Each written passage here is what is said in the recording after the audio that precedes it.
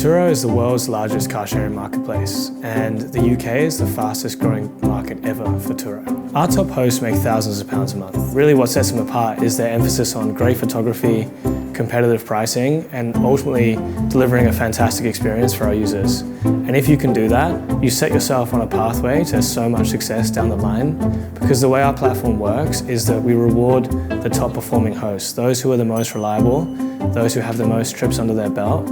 It's those people who rank the highest in search, and they go on to make thousands of pounds sharing out a car that typically sits there idle 95% of the time. Really, it's been amazing for me to see the impact this can have on people's lives without really having to do too much more work.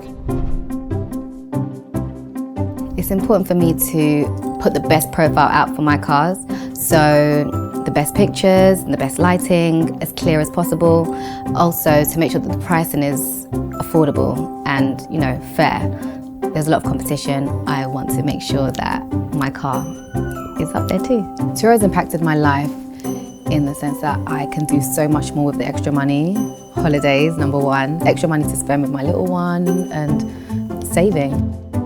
I don't have to go out and look for any customers. They just flood.